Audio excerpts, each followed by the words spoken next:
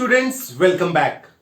मेरे आज के इस वीडियो में मैं आप लोगों के साथ 9th क्लास की इकोनॉमिक्स बुक के चैप्टर नंबर 1 के एनसीईआरटी के क्वेश्चंस एंड आंसर्स डिस्कस करूंगा। Chapter number 1 the story of village Palampur, ये मैं ऑलरेडी आप लोगों के साथ डिटेल में अपने एक वीडियो के अंदर डिस्कस कर चुका हूं और उसका लिंक मैं इस प्रेजेंट वीडियो के डिस्क्रिप्शन बॉक्स के अंदर भी अपडेट कर दूंगा। आपके इस चैप्टर नंबर 1 के अंदर एनसीईआरटी के 14 क्वेश्चंस बैक एक्सरसाइज के अंदर मेंशन करे गए हैं। इन 14 क्वेश्चंस को किस तरीके से आंसर करना है, क्या कंटेंट हमें यहां पे लिखना है, और मैं इनको डिटेल में आप लोगों को अंडरस्टैंड भी करवाऊंगा, एक्सप्लेन भी कराऊंगा, ताकि आप इसको अच्छे से समझ पाए और अपना एक प्रॉपर आंसर लिख सकें। सो दोस्तों, सबसे पहला क्वेश्चन जो आप एनसीईआरटी की बुक के अंदर the story of village Palampur के अंदर देखेंगे, ये क्वेश्चन नंबर 1 है। Every village in India is surveyed once in 10 years during census and some of the details are presented in the following format। कहा जा रहा है इंडिया में हर 10 साल में विलेज का सर्वे होता है और उस सर्वे के अंदर कुछ डिटेल्स मेंशन की जाती हैं। ये डिटेल्स क्या है, इस तरीके की डिटेल्स कैप्चर की जाती हैं। तो हमने विलेज पालमपुर की स्टोरी को पढ़ा है। सो पालमपुर की स्टोरी को हमने ध्यान में रखते हुए पालमपुर की इन डिटेल्स को फिल करना है। सबसे पहले पूछा गया है पालमपुर की लोकेशन, जो कि पेज 1 पे ही मेंशन है। पालमपुर की लोकेशन क्या है, पालमपुर का टोटल एरिया क्या है, और ये जो टोटल लैंड है, इरिगेटेड लैंड कितनी है, अनइरिगेटेड लैंड कितनी है, और कल्टीवेशन के लिए कितनी लैंड अवेलेबल नहीं है। सो आइए देखते हैं इसका प्रॉपर आंसर क्या होना चाहिए। सबसे पहले लोकेशन की बात करी गई है, जो कि पेज नंबर 1 पर ही दी गई है कि पालमपुर वेल कनेक्टेड विलेज है अपने नेबरिंग विलेज से। रायगंज इसका एक नेबरिंग विलेज है जो कि सिर्फ 3 किलोमीटर की दूरी पे है। ये एक बड़ा विलेज है। शाहपुर इसका नियरेस्ट टाउन है। ऐसा लिखकर हम पालमपुर की लोकेशन को मेंशन कर देते हैं। पालमपुर का टोटल एरिया 246 हेक्टेयर है। इसमें से 200 हेक्टेयर पे तो इरिगेशन होता है। इरिगेशन का मतलब आर्टिफिशियल तरीके से फसलों को पानी देना, और 20 हेक्टेयर लैंड के ऊपर इरिगेशन की फैसिलिटी अवेलेबल नहीं है। यहां पे पानी की सप्लाई प्योर बरसात रेन से ही होती है, और 26 हेक्टेयर लैंड कल्टीवेशन के लिए अवेलेबल नहीं है दोस्तों। और इसके बाद हमारे पास इंफॉर्मेशन फैसिलिटीज के अंदर पूछी गई थी, education system, medical facility, market कैसी है। सो हमने पढ़ा था कि एजुकेशन की अगर बात करें, पालमपुर में 2 प्राइमरी स्कूल और 1 हाई स्कूल है। मेडिकल फैसिलिटीज की बात करें, एक प्राइमरी हेल्थ केयर सेंटर है जो कि गवर्नमेंट चलाती है, और एक प्राइवेट डिस्पेंसरी है। देन मार्केट की बात करें, लोकल मार्केट अवेलेबल है जहां पे जनरल स्टोर से ग्रोसरी की आइटम्स मिल जाती हैं। इलेक्ट्रिसिटी की सप्लाई है।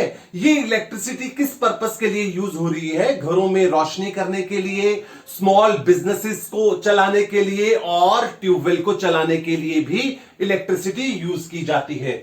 कम्युनिकेशन कैसा है, अभी हमने लोकेशन में पढ़ा था कि रायगंज वेल कनेक्टेड जो विलेज है अपने नेबरिंग विलेज और टाउन से।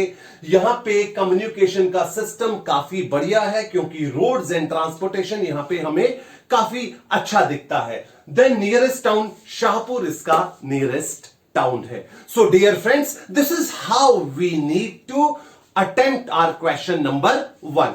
इसके बाद हमारे पास क्वेश्चन नंबर 2 मेंशन किया गया है, modern farming methods require more inputs which are manufactured in industry, do you agree.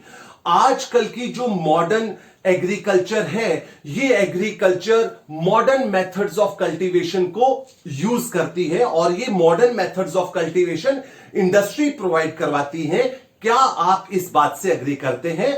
हम कहते हैं जी हां, हम बिल्कुल अग्री करते हैं इस बात से, क्योंकि अगर आप देखेंगे आज की मॉडर्न कल्टीवेशन जो है वो modern methods of farming use करती है, जैसे कि tractors, tube wells, pump sets, harvesters, ये सारे के सारे जो इक्विपमेंट्स है इंडस्ट्रीज मैन्युफैक्चर करती हैं।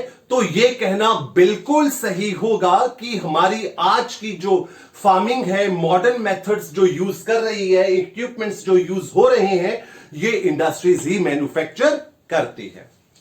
Then we move to question number 3। Question number 3 है, how did the spread of electricity help farmers in Palampur? Palampur में जो इलेक्ट्रिसिटी का स्प्रेड हुआ है, इलेक्ट्रिसिटी की जो सप्लाई अवेलेबल है, ये पालमपुर के लोगों को किस तरीके से हेल्प करती है, ये अभी अभी हमने क्वेश्चन नंबर 1 में भी पढ़ लिया।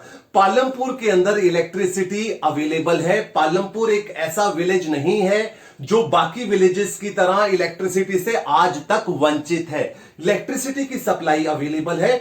यहां पे लोग इलेक्ट्रिसिटी को यूज करते हैं अपने घर में, अपने घर को इलेक्ट्रीफाई करने में, देन ट्यूबवेल चलाने में इलेक्ट्रिसिटी यूज होती है। स्मॉल बिजनेसेस को रन करने में भी इलेक्ट्रिसिटी का यूज करते हैं पालमपुर के लोग। देन दोस्तों आगे चलते हैं। आगे है हमारा question number 4। Is it important to increase area under irrigation? Why? जो लैंड अंडर इरिगेशन है, जिस खेत के ऊपर कल्टीवेशन हो रहा है, उस कल्टीवेशन के ऊपर इरिगेशन की फैसिलिटी अवेलेबल करवाना और उसे इंक्रीज करना क्या जरूरी है? जी हां, बहुत जरूरी है। सबसे पहले तो आप इरिगेशन का मतलब समझ लीजिए, जो मैंने अभी बताया भी। इरिगेशन का मतलब है आर्टिफिशियल तरीके से फसलों को पानी की सप्लाई देना, और फसलों के लिए पानी की सप्लाई बहुत ज्यादा जरूरी है। अगर फसलों को पानी की सप्लाई नहीं मिलेगी तो ये फसलें डैमेज हो जाएंगी। अगर इरिगेशन की फैसिलिटी नहीं होगी तो फिर पानी की सप्लाई प्योर मॉनसून के ऊपर डिपेंड करेगी, और अगर कहीं मॉनसून नहीं होता तो फसलों की जो हेल्थ है वो खराब हो जाएगी और फसलें डैमेज हो जाएंगी दोस्तों। तो इरिगेशन की फैसिलिटी को इंक्रीज करना बहुत जरूरी है, क्योंकि अगर फसलें डैमेज हो गई तो फार्मर्स की इनकम को बहुत बड़ा सेटबैक लगेगा, क्योंकि यही फार्मर्स का एक मेन इनकम का सोर्स रहता है।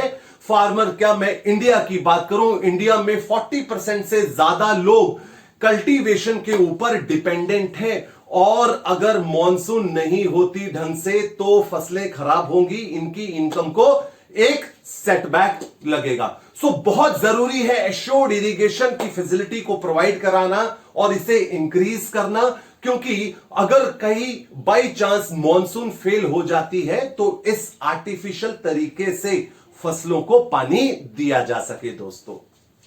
देन आगे हम चलेंगे क्वेश्चन नंबर 5 पे। Construct a table on the distribution of land among 450 families of Palampur. बहुत ही इजी सा ये क्वेश्चन है और इसका आंसर भी बहुत इजी होगा।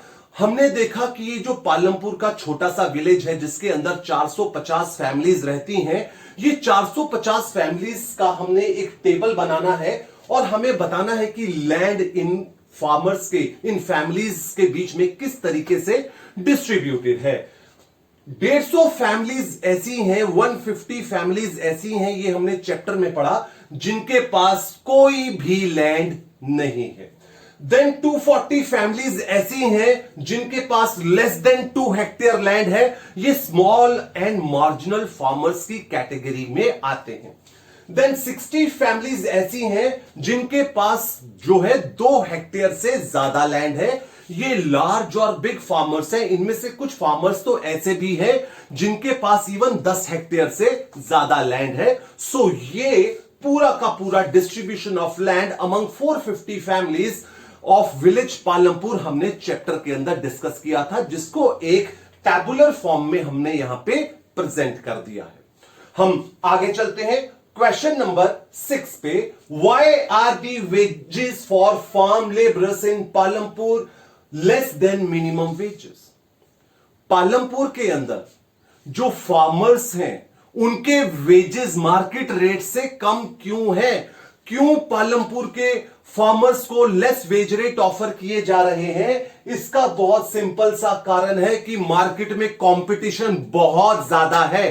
कंपटीशन बहुत ज्यादा होने से लेबर की डिमांड इतनी नहीं है, सप्लाई ज्यादा है, और ज्यादा वर्कर्स अवेलेबल होने से, डिमांड ना होने से ये वर्कर्स लो वेज रेट पे भी काम करने को राजी हो जाते हैं। हम आगे चलेंगे। नेक्स्ट हमारे पास क्वेश्चन है, in your region talk to two labourers, choose either farm labour और labour at construction site, what wages do they get, are they paid in cash or in kind, do they get work regularly, are they in debt। Question एक value based है कि आपको अपनी locality में दो labourer से बातचीत करनी है।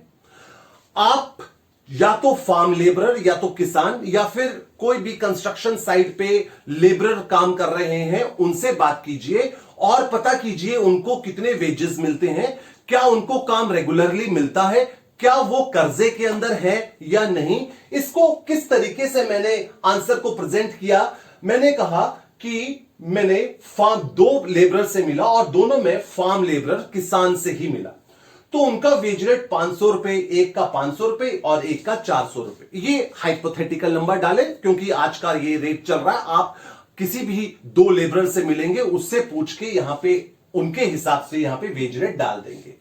किस हिसाब से उनको पेमेंट मिल रही है, कैश मिल रही है, बाय चेक या फिर अकाउंट में ट्रांसफर होता है, ये जो लेबरर होते हैं डेली वेज अर्नर, इनको तकरीबन कैश में ही पेमेंट मिलता है। फिर नेचर ऑफ जॉब, रेगुलरली काम मिलता है कि इरेगुलरली, दोनों से पूछा गया, दोनों ने कहा रेगुलरली काम मिल रहा है और दोनों ही डेट में, कर्जे में थे। आप जिनसे मिलेंगे आप उनके रिस्पॉन्स के हिसाब से लिख सकते हैं कि वाकई ही वो कर्जे में है या नहीं है। देन आगे चलते हैं दोस्तों। नेक्स्ट क्वेश्चन है, what are the different ways of increasing production on same piece of land, use examples to explain. Same piece of land पे ज्यादा प्रोडक्शन कैसे की जा सकती है।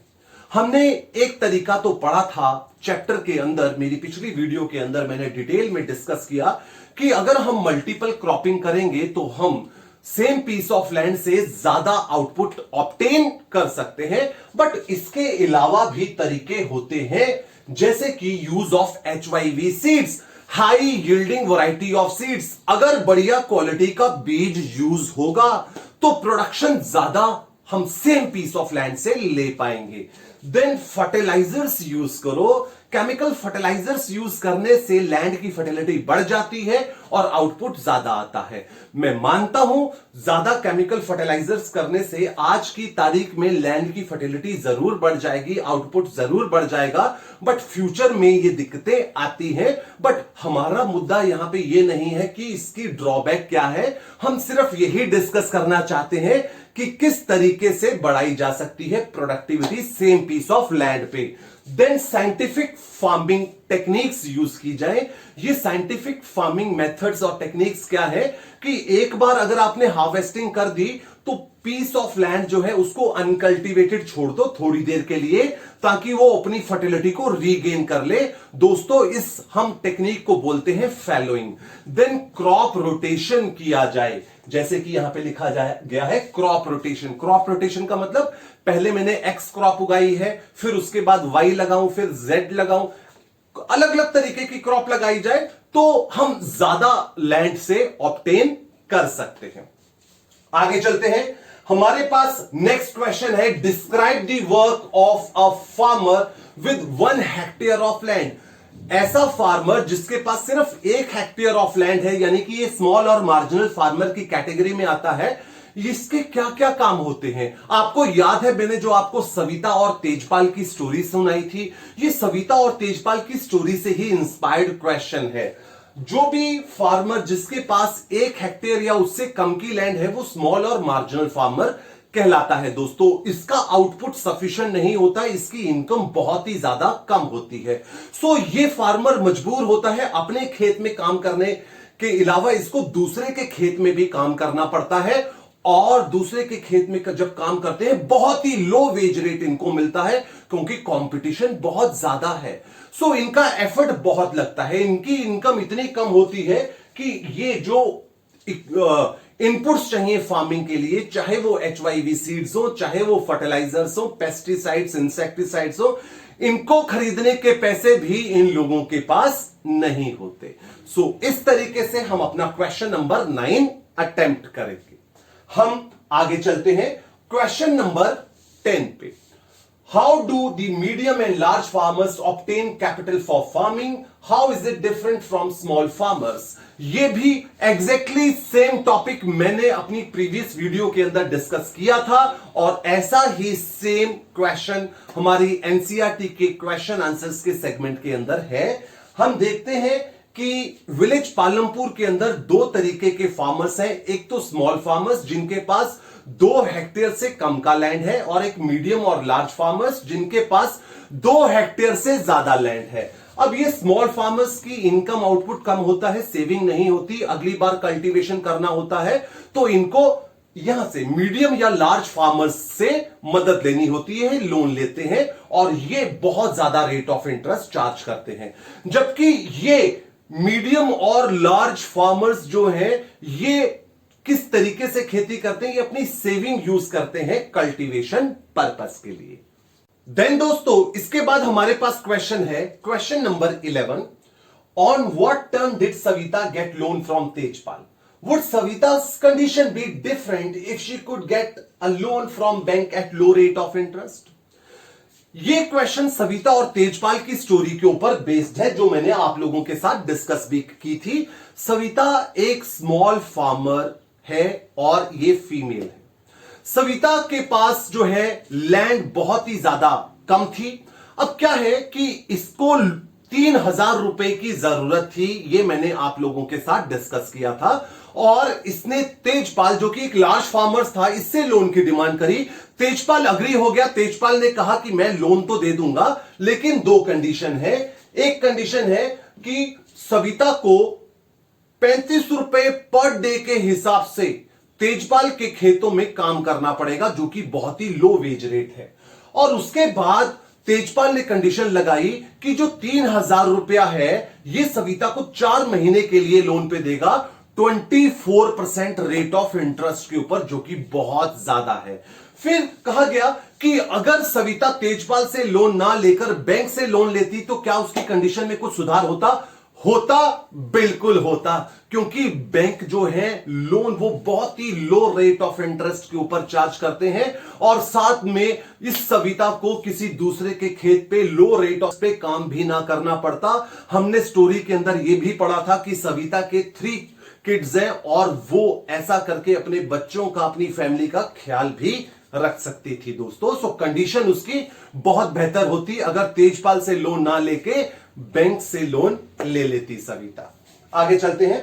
आगे हमारे पास क्वेश्चन है, talk to some old resident in your region and write a short report on the changes in irrigation, changes in production methods during the last 30 years. आप लोगों ने, ये वैल्यू बेस्ड क्वेश्चन है, आप लोगों ने अपने इलाके के 2 काफी पुराने जो ओल्ड पीपल हो उनसे बात करनी है और पता लगाना है कि आज के फार्मिंग मेथड्स और 30 साल पहले के फार्मिंग मेथड्स में क्या चेंज आया।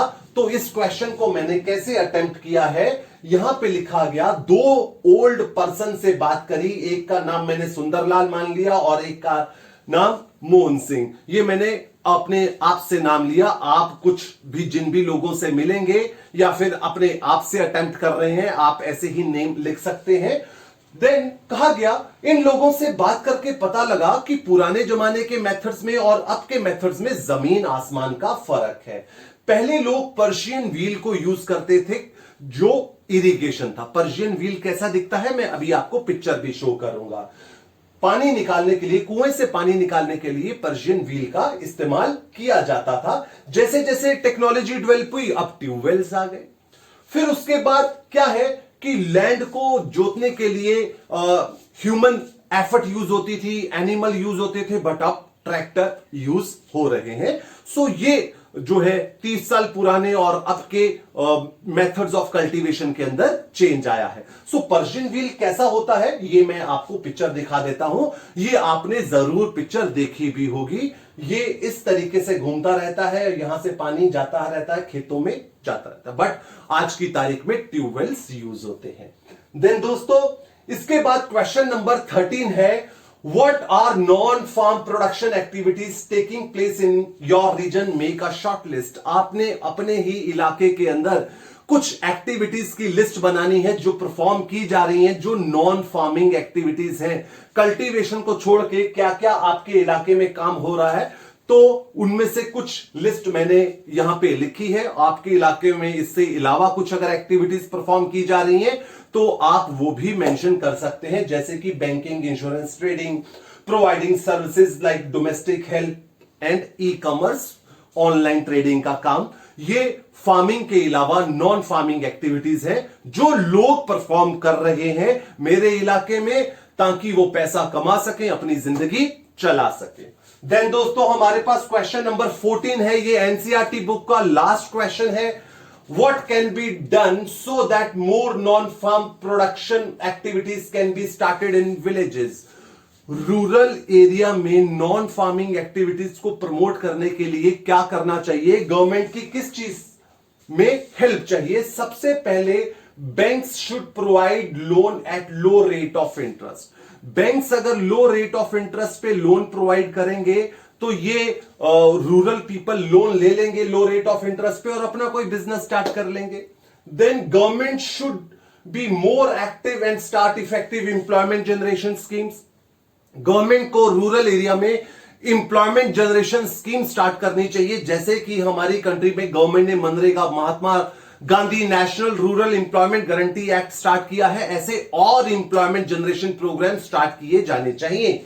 Then government should provide training to the villagers in different small craft. अब क्या है कि कई लोगों के पास पैसा तो है थोड़ा बहुत, जिससे वो छोटा मोटा बिजनेस करने की पोजीशन में है, लेकिन उनके अंदर स्किल नहीं है, उनको आता नहीं है कुछ करना। तो ऐसे लोगों के लिए कोई ट्रेनिंग प्रोग्राम स्टार्ट किया जाना चाहिए ताकि वो स्किल एक्वायर कर लें और उस बिजनेस के अंदर एंटर कर जाएं। Government should provide facilities for transportation and selling of locally manufactured goods of the villagers in the cities. बहुत बार ऐसा होता है कि विलेजर्स ने कुछ कमोडिटीज प्रोड्यूस करी हैं, बट ये कमोडिटीज की लोकल मार्केट के अंदर तो डिमांड नहीं है, बट हां शहरों में डिमांड है, कुछ दूर दराज के इलाकों में डिमांड है, बट ट्रांसपोर्टेशन की फैसिलिटी ना होने की वजह से ये दूर दराज के इलाकों में जाके ये प्रोडक्ट नहीं बेच पाते। सो गवर्नमेंट को ट्रांसपोर्टेशन की सर्विस अवेलेबल करवानी है ताकि ये दूर दराज के इलाकों में जाके भी अपना प्रोडक्ट बेच सकें दोस्तों। देन यहां पे रूरल एरिया में ज्यादा से ज्यादा इंडस्ट्री सेटअप की जाए। अगर यहां पे ज्यादा से ज्यादा इंडस्ट्री सेटअप की जाएंगी तो लोगों को एम्प्लॉयमेंट मिलेगा, इससे भी नॉन फार्मिंग एक्टिविटीज प्रमोट होंगी। सो डियर फ्रेंड्स, ये थे हमारे एनसीईआरटी के 14 क्वेश्चन आंसर्स। आई होप आपको ये समझ आए होंगे। Thank you for watching this video.